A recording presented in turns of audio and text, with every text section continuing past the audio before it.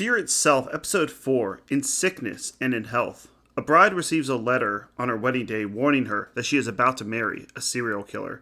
This episode was directed by John Landis, who solidified himself as one of the greats of horror comedy with 1981's An American Werewolf in London. He also directed National Lampoon's Animal House, Blues Brothers, and Coming to America.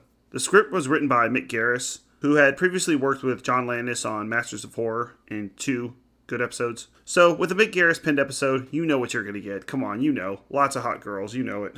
Mick Garris' partner in crime this time is what we would call a questionable choice. He co-wrote this episode with another guy, Victor Salva.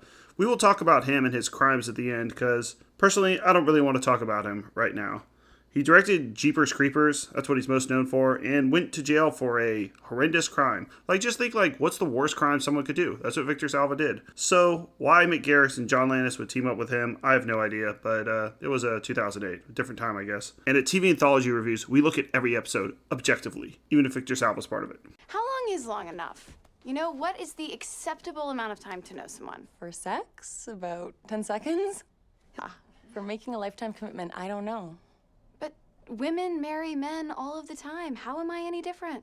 The difference is we know a lot of your boyfriends did not treat you well, and then they just up and disappeared. And Carlos is the first one I've met who I didn't feel was gonna do that. Not to the right. That's Carlos's dressing room. You can't see him before the wedding. I know.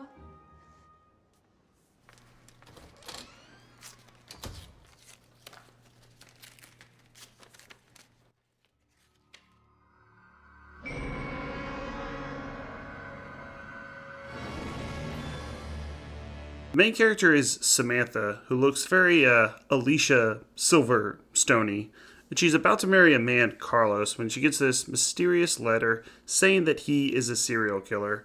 This entire episode takes place over a pretty short period. We see them get married fairly early in the episode, and then we kind of see the aftermath of the marriage through the reception and her going around trying to figure out who sent this letter.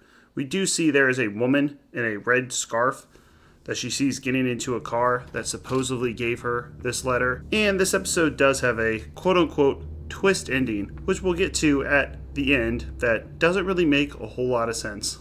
So we're led to believe that Samantha is the victim, and that she's having second thoughts about marrying this guy Carlos, who she's only known for a couple weeks. They also mentioned several times throughout the episode that her brother was not able to attend the wedding, and is not happy that she is getting married. The episode takes place in this chapel. We see her kind of run around trying to figure out if anyone else has seen this note, and then we also get to see the reception a little bit later. What? You tell us. Ruthie told me about the note. Ruthie doesn't know anything about the note. Sam, the three of us have been right at each other's side since before we had Barbie dolls. Now if something's wrong, tell us and let us help. It was just a stupid note, a prank for all I know. What kind of prank? Did the note say something bad about Carlos? Did the note say Carlos was seeing someone else? What? It's something embarrassing, isn't it? What are you saying? You jumped into this without really knowing him, and now you found out something you would have known if you'd taken more time. Is that what's happening? There's nothing to be embarrassed about, Sammy. We just want to help you with this. Okay, that's it. Out. Everybody, out.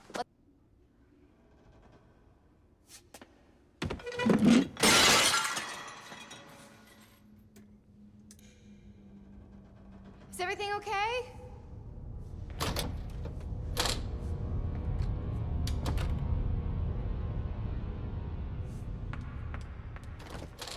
As Samantha explores the church where she just got married, they set up some red herrings about who this actual person is that handed her the note.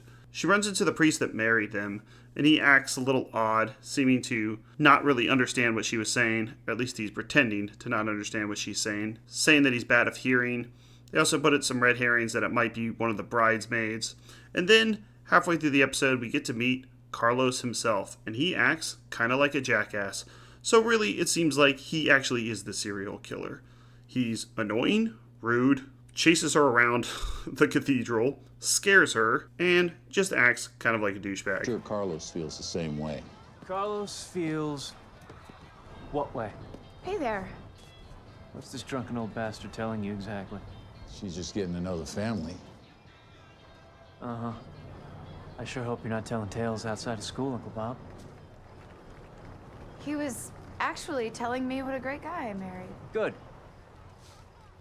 I was hoping nobody would scare you off. At least not until after the honeymoon. So we get a little light mystery, like who's actually the serial killer, who actually handed her this note, and we're led to believe it's Carlos. But as I said before, there's a twist, so I guess I'll spoil it here. It's not going to be Carlos, it's going to be someone else, which is pretty obvious that it's not going to be him just because they make him look so bad that you go, if it's just going to be him and they're doing a mystery, that's not really going to work. And that's one of my problems with mysteries in general, which is that they're quite hard to do. If you have it be someone so unplausible, if it's just the groundskeeper that they saw in the first minute of the episode, then it's just kind of ridiculous. You don't get any backstory of why this person would be the serial killer. And if it's the most obvious person, that's kind of unsatisfying as well. So you really have to find a good middle ground where it actually makes sense that this person, in the case of this episode, is a serial killer. And I don't think they pull it off. That's what you said. You said nothing was going on. What did she say to you?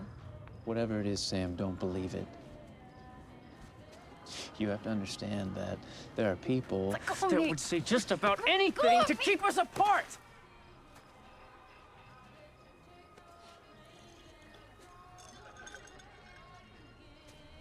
You can't just believe everything that you hear.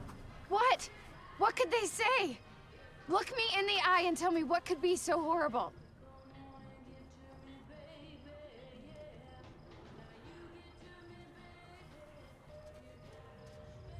Carlos, you're scaring me. Am I? Did you hear that? Huh? I'm scaring her. I'm scaring my wife. Because you two jealous little bitches couldn't mind your own damn business. Carlos! So, that's the man she married, Carlos. There's actually no part in this episode where he actually acts normal. They get married, and then this takes place right at the reception, which is outside. And they go in between the reception that is outside and then back into the church where they got married. And yeah, he's a jackass the entire time. As the episode goes on, he gets worse and worse and worse until they get this kind of Ballad of the Fallen Angels chase in the cathedral. And you go, oh, okay, this guy for sure is the bad guy. I mean, even if they're trying to do a twist here, they've already gone so far. He's chasing her, he's yelling at her, he's threatening her with violence. Obviously, he's the serial killer. Well, that's not the case, so I guess I'll just let it play out. Don't be scared of me, Sam. I'm not. I would never hurt you. I know.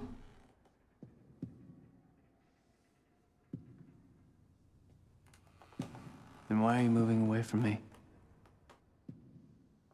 It was just a stupid note. So, just tell me what it said. There was nothing in that note that I could ever believe about The you. only one that could really be described as a little scary. The person who gave her this note was her brother that we see right here, who's dressed up as a woman. This is a homage to Psycho. In fact, they make it really obvious on how they end the episode with a you know, that Psycho tune. And we learn that for some reason this guy's been acting like a crazy person this entire time. And he tells her, and this is unbelievably dumb, what she thinks that note says is that he cheated on her, which he did. And when I mean cheated on, not that he had sex with another woman, he took another woman on a date. That's it. They didn't do anything.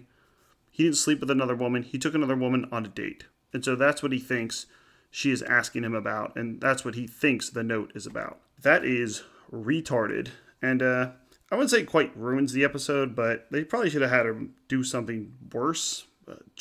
Maybe cheat a lot, maybe, I don't know, have a assault charge or something. Like, the fact that it's so minor and yet he's acting so crazy this entire episode doesn't make any sense. It doesn't fit his character. This isn't like a nice church boy who would feel bad about going on a dinner with another woman. It's a guy who's yelling at her family, threatening her with violence, chasing her throughout this church. So, yeah, that part doesn't really make sense. However, we do learn exactly what this letter is. And this part I actually kind of do like. So her brother, which they allude to many times in the episode, did not show up for the wedding. It seems, it doesn't tell you this, but it seems that he is unhappy with the fact that she is marrying somebody. He didn't show up to the wedding.